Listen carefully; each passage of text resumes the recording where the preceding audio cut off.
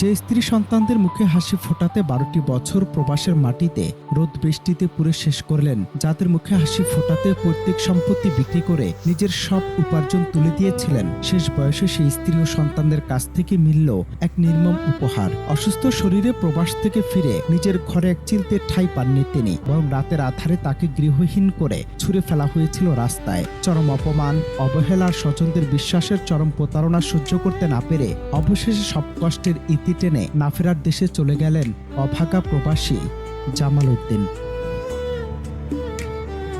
হৃদয়ে রক্তক্ষরণ ঘটানো এই ট্র্যাজেডিটি ঘটেছে টাঙ্গাইলের সখীপুরে। স্ত্রী সন্তানকে সুখে রাখতে নিজের জন্মদাতা বাবা মা ও ভাই বোনদের পর করে দীর্ঘদিন শ্বশুর বাড়িতে ঘর জামাই ছিলেন জামাল উদ্দিন। জীবনের সব সঞ্চয় তুলে দিয়েছিলেন স্ত্রীর হাতে, কিন্তু ভাগ্যের কি নির্মম পরিহাস। প্রবাস থেকে অসুস্থ খালি হাতে দেশে ফিরতেই এক লোহমায় পাল্টে যায় সে চেনা মানুষের রূপ। পকেটে টাকা দেওয়ার সামর্থ্য নেই বলে যে পরিবারের জন্য নিজের রক্ত পানি করেছিলেন, তারাই রাতের আধারে অসুস্থ জামাল উদ্দিনকে রাস্তার পাশে ফেলে রেখে চলে যায়। আমার মতো অসহায় মানুষের কাছে কেন তার আশ্রয় হলো? এই এত দিন দীর্ঘদিন বিদেশ করার পরে, এত টাকা পয়সা ইনকাম করার পরে আজকে কেন তার এই বউ ফুলানে ওইভাবে রাত গভীর কালে রাস্তায় ফেলে দিল।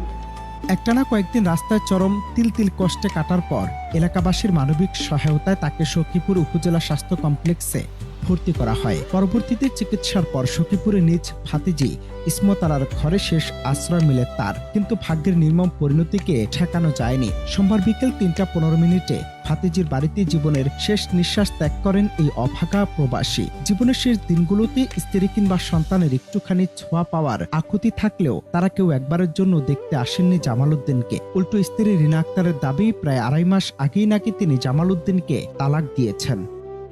আমার চাচা শ্বশুরের যে অবস্থাটা, দীর্ঘদিন বিদেশ করছে, বিদেশ থেকে আসার পরে তার টাকা পয়সা সম্পূর্ণ 6 সন্তান তারা ভোগ করছে। এখন সে অসুস্থ হওয়ার কারণে আজকে তার এই অবস্থা। এটা আমাদের যে কেউই হইতে পারে, এটা আমরা দৃষ্টান্তমূলক শাস্তি চাই দেশবাসীর কাছে।